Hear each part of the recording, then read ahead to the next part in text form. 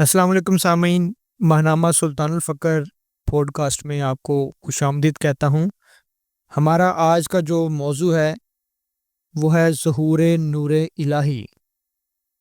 یہ مضمون شائع ہوا ہے ماہنامہ سلطان الفقر لاہور فروری 2025 کے شمارے میں، اور اس کو تحریر کیا ہے سلطان محمد احسن علی سروری قادری صاحب نے۔ اللہ تعالیٰ نے جو بھی چیز پیدا کی وہ اپنے نور سے پیدا کی، یعنی ہر شے میں اللہ تعالیٰ کے نور کا ظہور ہے۔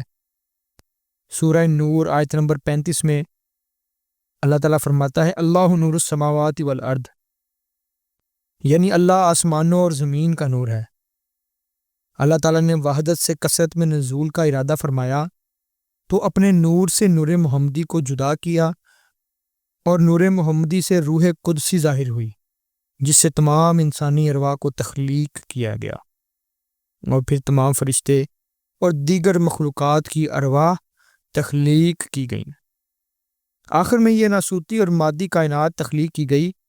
اور یہ سب اللہ تعالیٰ کے نور سے تخلیق ہوا، اور اسی کی طرف اللہ تعالیٰ نے اشارہ کرتے ہوئے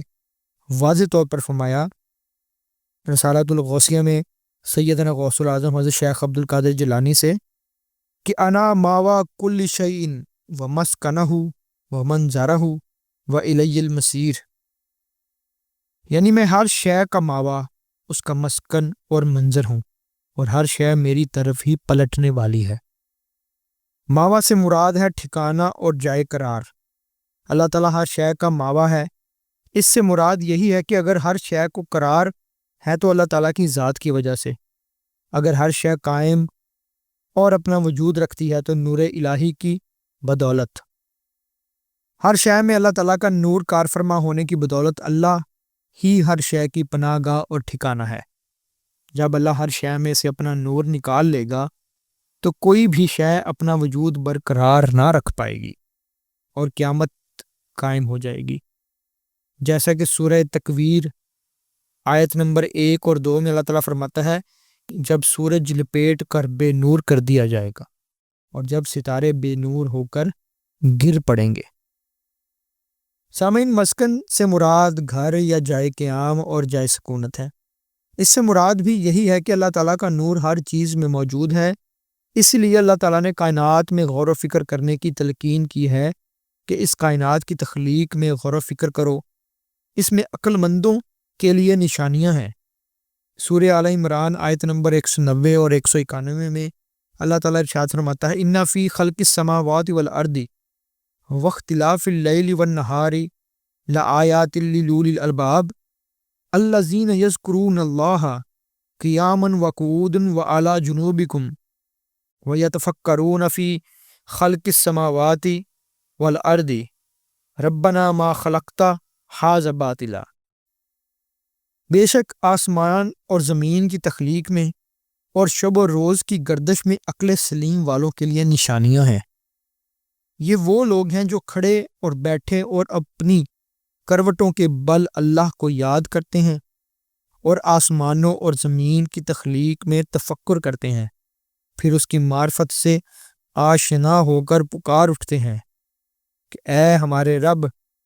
تو نے یہ سب بے حکمت اور بے تدبیر نہیں بنایا۔ جب انسان اپنی کائنات کی تخلیق میں غور و فکر شروع کرتا ہے تو اس پر سوچ کے نئے در واہ ہوتے ہیں۔ انسان یہ سوچنے پہ مجبور ہو جاتا ہے کہ بے شک یہ وسیع و عریض اور لامحدود کائنات ایسے ہی تخلیق نہیں ہو گئی، اور نہ ہی اس کائنات کا نظام خود بخود چل رہا ہے، بلکہ اس لامحدود اور وسیع کائنات کو چلانے والی عظیم الشان اور صاحب قدرت ہستی موجود ہے۔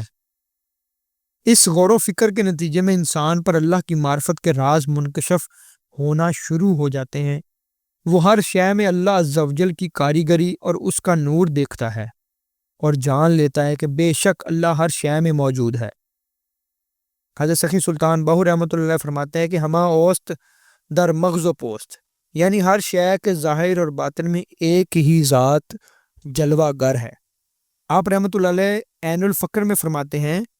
یقین دانم دری عالم کہ لا موجود الا ہو، لا موجود فی الکونین لا مقصود الا ہو، یعنی یقین جان کے کائنات میں ہو یعنی ذات حق تعالیٰ کے سوا کوئی موجود نہیں، بلکہ دونوں جہان میں ہو کے سوا کچھ موجود نہیں اور اس کے سوا کچھ مقصود نہیں۔ انسان کو اللہ تعالیٰ نے اشرف المخلوقات بنایا۔ اس کے بارے میں اللہ تعالیٰ نے حدیث قدسی میں فرمایا، میں نے انسان کو اپنی صورت پر پیدا فرمایا۔ ایک اور حدیث قدسی میں اللہ تعالیٰ فرماتا ہے، میں جس قدر انسان میں ظاہر ہوا ہوں اتنا کسی شے میں ظاہر نہیں ہوا۔ اللہ تعالیٰ تو ہمارے اندر موجود ہے، لیکن ہم ہی اس سے غافل اور حجاب میں ہیں۔ اسی لیے تمام صوفیاء اور اولیاء کرام نے انسان کو اپنے اندر غور و فکر کرنے اور اللہ تعالیٰ کی ذات کو کھوجنے کی ترغیب دلائی ہے۔ حضرت بو ولی شاہ قلندر رحمۃ اللہ علیہ فرماتے ہیں، یار درد تو پس چرائی بے خبر، یعنی اللہ تیرے اندر موجود ہے، تو اس سے بے خبر کیوں ہے؟ حضرت معین الدین چشمی اجمیری رحمۃ اللہ علیہ بھی اپنے اندر غور و فکر کرنے کی اہمیت نمایاں کرتے ہوئے فرماتے ہیں، با معین گفت ہر ستابہ کے خواہی دوید، حمز خود جو ہر چے خواہی تا بدانی کیستی، یعنی اس نے معین الدین سے کہا، یعنی خود سے کہا، تو کب تک ہر طرف دوڑتا پھرے گا؟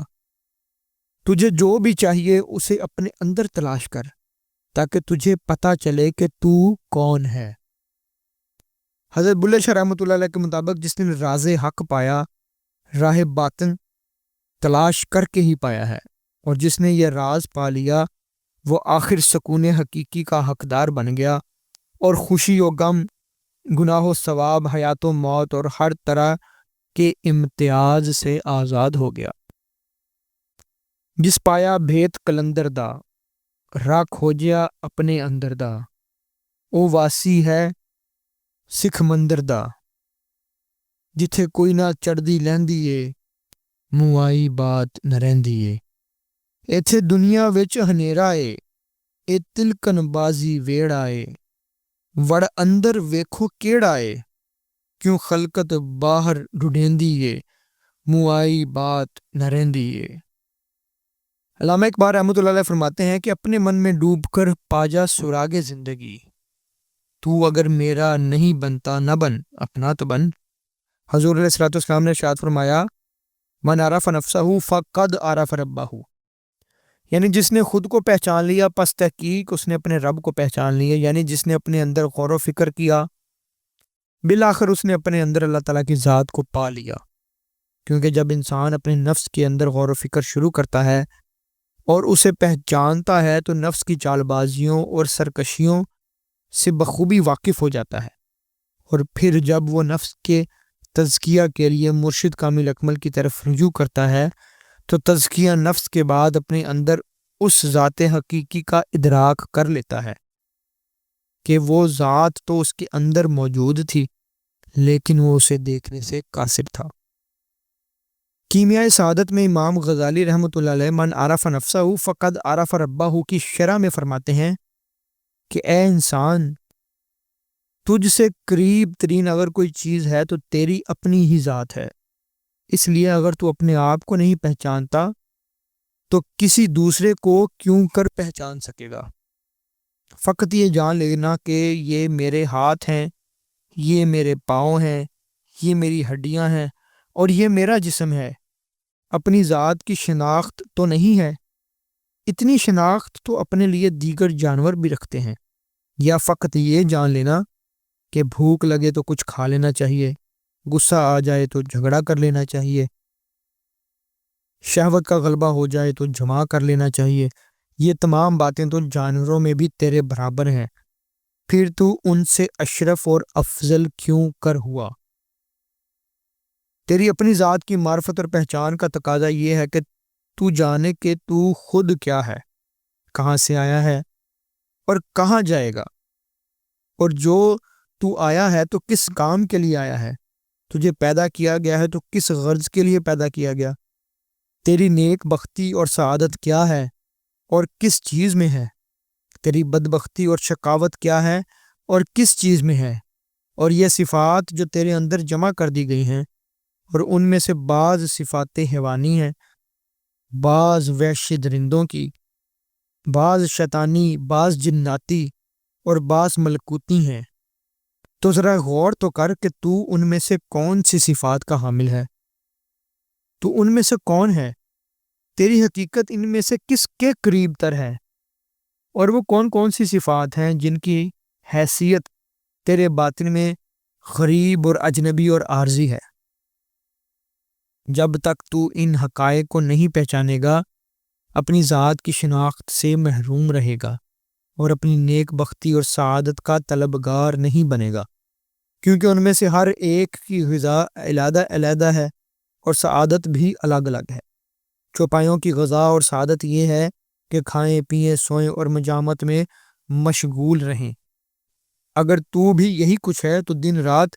اسی کوشش میں لگا رہے کہ تیرا پیٹ بھرتا رہے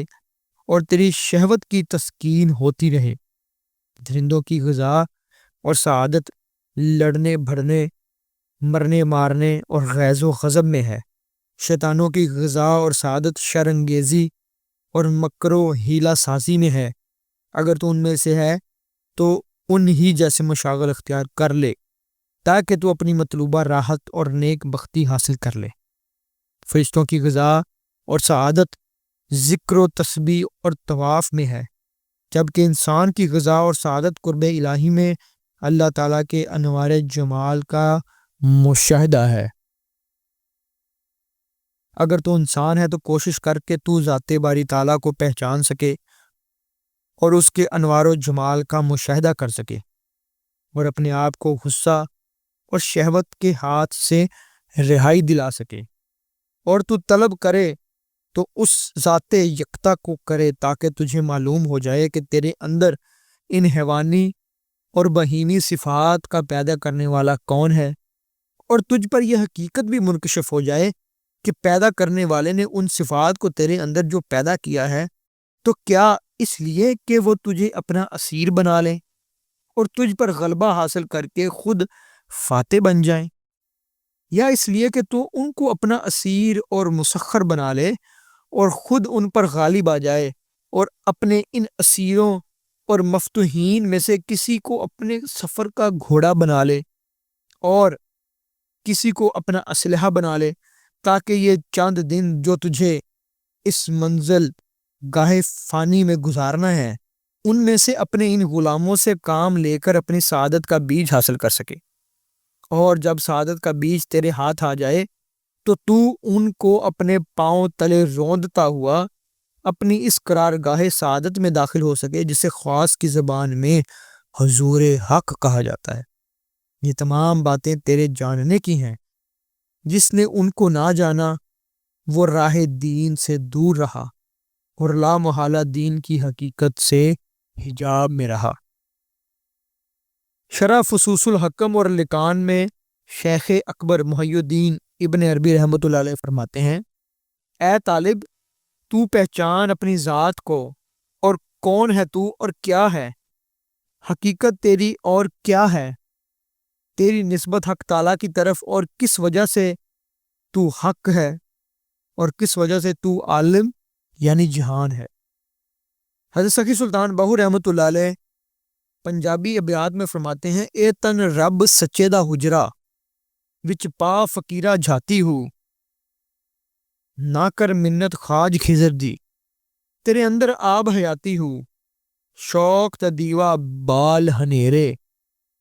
متاں لبے وسط کھڑاتی ہو، مرن تھی اگے مر رہے باہو، جنا حق دی رمز پچھاتی ہو۔ یعنی آپ فرماتے ہیں کہ تیرا دل اللہ پاک کی قیام گاہ ہے، تو اپنے دل کے اندر جھانک کر تو دیکھ اور اس خضر کا محتاج نہ بن جس نے آب حیات پی کر حیات جاودانی حاصل کر لی ہے، بلکہ تیرے اندر تو عشق الہی کا آب حیات موجود ہے۔ اپنے دل کے اندر عشق کا چراغ روشن کر، شاید تجھے کھوئی ہوئی امانت حقیقی مل جائے جو تیرے دل کے اندر ازل سے پوشیدہ ہے، اور جنہوں نے اس راز کو پا لیا وہ موت سے پہلے مر گئے، یعنی انہوں نے حیات جاودانی حاصل کر لی۔ پس اللہ تعالیٰ کا نور ہر شے خاص کر انسان میں موجود ہے، اور اسی لیے اللہ تعالیٰ نے فرمایا کہ میں ہر شے کا مسکن ہوں۔ اللہ تعالیٰ ہر شے کا منظر ہے۔ اس سے مراد یہ ہے کہ اللہ تعالیٰ ہر شے سے دکھائی دیتا ہے کیونکہ وہ ہر شے میں موجود ہے۔ سورہ بقرہ آیت نمبر 115 میں اللہ تعالیٰ بھی اسی کے متعلق ارشاد فرماتا ہے وَلِلَّهِ الْمَشْرِقُ وَالْمَغْرِبُ فَأَيْنَمَا تُوَلُّوا فَثَمَّ وَجْهُ اللَّهِ، اور مشرق اور مغرب اللہ ہی کے لیے ہیں، پس تم جدھر بھی رخ کرو گے اللہ کا چہرہ دیکھو گے۔ حضرت علی کرم اللہ وجہہ بھی فرماتے ہیں میں نے ہر شے میں اپنے رب کو دیکھا۔ سلطان العارفین سخی سلطان باہو رحمۃ اللہ علیہ فرماتے ہیں کہ جب اللہ تعالیٰ کا جمال طالب مولا کے دل میں قائم ہو جاتا ہے تو وہم طالب مولا کی ولایت دل پر قابض ہو جاتا ہے، اور اس کے دل میں اس قدر گنجائش اور وسعت پیدا ہو جاتی ہے کہ کسی بھی لمحہ اس کا دل تجلی الہی اور مشاہدہ حق تعالیٰ سے خالی اور بے بہرا نہیں رہتا۔ طالب مولا کے ظاہر اور باطن پر حق غالب آ جاتا ہے، پھر وہ جس طرف بھی رخ کرتا ہے اللہ تعالیٰ ہی کو دیکھتا ہے۔ سلطان الوہم میں سلطان باہو رحمۃ اللہ فرماتے ہیں بخیال تو از ہر سو کہ نظر می کردم حق را پیش چشم درو دیوار متصور باشد، یعنی میں تیرے خیال میں اس قدر محو ہو چکا ہوں کہ جس طرف بھی نظر کرتا ہوں ہر در و دیوار پر تیرا ہی جلوہ میری آنکھوں کے سامنے آتا ہے۔ رسالہ روحی شریف میں آپ رحمۃ اللہ علیہ فرماتے ہیں عارف واصل جس طرف آنکھ اٹھا کر دیکھتا ہے سوائے اس یعنی حق تعالیٰ کے دیدار کے اسے کچھ نظر نہیں آتا۔ تمام مظاہر میں اسے یعنی طالب مولا کو حق ہی نظر آتا ہے، اور ہر چیز میں وہ اسی کو پاتا ہے۔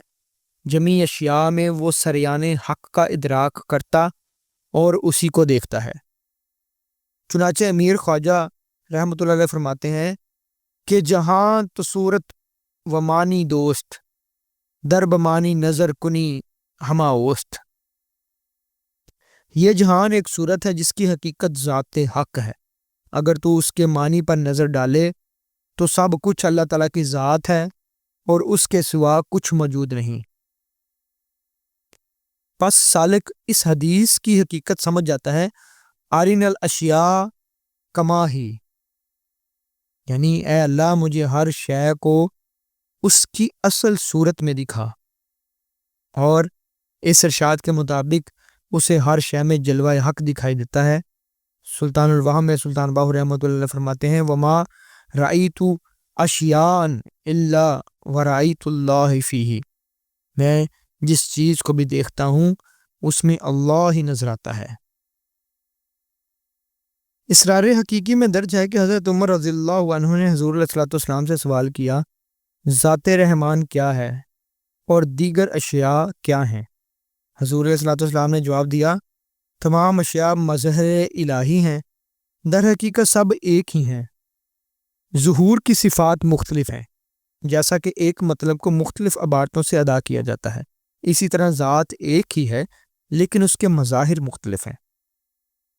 اللہ تعالیٰ کے مندرجہ بالا فرمان اور دیگر تمام اقوال سے اس نظریہ کی بھی تصدیق ہوتی ہے کہ اللہ تعالیٰ ہر شے میں موجود ہے اور دکھائی دیتا ہے۔ امیر مینائی فرماتے ہیں لاکھ پردوں میں تو ہے بے پردہ، 100 نشانوں میں بے نشاں تو ہے خلوت میں تو ہے جلوت میں، کہیں پنہاں کہیں عیاں تو ہے، رنگ تیرا چمن میں بو تیری، خوب دیکھا تو باغباں تو ہے۔ داغ دہلوی فرماتے ہیں آنکھ والا تیرے جوبن کا تماشا دیکھے، دیدہ کور کو کیا نظر آئے کیا دیکھے۔ مولانا ظفر علی خان لکھتے ہیں وہ جس کی شان لیس کمثلہ شیء، چھپا بھی ہے تو سرا پردہ ظہور میں، برنگے دور قمر جلوہ اس کی قدرت کا، کبھی سنین میں ہے اور کبھی شہود میں، کبھی کبھی ہے اوج شعیر پر تاباں، کبھی کبھی وہ خرامہ سواد طور ہے۔ حضرت بلے شاہ رحمۃ اللہ علیہ وحدت الوجود کے متعلق نہایت ہی منفرد انداز میں فرماتے ہیں سیو ہن میں ساجن پایو نی ہر دے وچ سمایو نی، احد احمد دا گیت سنایو ہر دے وچ ایک میم رکھایو، آنا احمد ہوں پھر فرمایو، پھر نام رسول دھرائیو نی، فسما وجہ اللہ نور تیرا، ہر کے بیچ ظہور تیرا، ہے الانسان مذکور تیرا، ایتھے اپنا سر لکایو نی، ہر مظہر وچ اوہا دسدا، اندر باہر جلوہ جسدا۔ یعنی سہیلیوں مجھے ساجن مل گیا، وہ ہر ایک میں سما گیا، عہد کے پردے میں میم رکھ دیا، انا احمد کہہ کر پھر رسول کا سوانگ بھرا، ہر جگہ اسی کا نور و ظہور ہے، اسی نے خود الانسان کہا اور اپنا راز مخفی رکھا، اور ہر مظہر میں وہی نظر آتا ہے، اندر باہر اسی کا جلوہ ہے۔ ہر شے اسی کی طرف لوٹنے والی ہے، جس سے مراد یہ ہے کہ ہر شے میں سے جب اللہ کا نور نکل جاتا ہے تو وہ شے فنا ہو جاتی ہے، تو اس کا نور واپس اللہ کے نور سے جا ملتا ہے۔ سورہ ہود آیت نمبر 4 میں ارشاد باری تعالیٰ ہے اِلَى اللَّهِ مَرْجِعُكُمْ وَهُوَ عَلَى كُلِّ شَيْءٍ قدیر، تمہیں اللہ ہی کی طرف لوٹنا ہے اور وہ ہر شے پر قادر ہے۔ اللہ تعالیٰ نے وحدت سے کثرت کی طرف نزول کرتے ہوئے اپنے نور سے عالم امر اور عالم خلق کو پھیلایا اور وسعت دی، لیکن کسی بھی شے کو دوام اور بقا نہیں، جیسا کہ ارشاد باری تعالیٰ ہے سورہ رحمان آیت نمبر 26 اور 27، کل من علیہا فان فیبقا وجہ ربک ذو الجلال والاکرام، یعنی ہر شے فنا ہونے والی ہے اور بقا ہے تو تیرے رب کے چہرے کو جو عظمت اور جلال اور اکرام والا ہے۔ سامعین، پس اللہ تعالیٰ نے جس طرح اس کائنات کو وسعت دی اور وحدت سے کثرت کی طرف نزول فرمایا، اسی طرح جب اسے سمیٹنا شروع کرے گا تو ہر شے فنا ہوتی جائے گی اور اس کا نور واپس اللہ کے نور سے ملتا جائے گا، اور بالآخر اللہ کی ذات واحد اور تنہا باقی رہ جائے گی۔ اس مضمون کو لکھنے کے لیے جن کتابوں سے استفادہ حاصل کیا گیا ان میں ہے سلطان العاشقین حضرت سخی سلطان محمد نجیب الرحمن مدث اللہ القدس کی تصنیف لطیف شمس الفقراء، سیدنا غوث العظم حضرت شیخ عبد القادر جیلانی رضی اللہ تعالیٰ عنہ کی تصنیف لطیف الرسالۃ الغوثیہ، سلطان باہو رحمۃ اللہ علیہ کی تصنیف لطیف عین الفقر اور سلطان الوہم، حضرت امام غزالی رحمۃ اللہ علیہ کی کتاب کیمیائے سعادت، حضرت محی الدین ابن عربی رحمۃ اللہ علیہ کی فصوص الحکم واللکان، اور خواجہ معین الدین چشتی رحمۃ اللہ علیہ کی اسرار حقیقی۔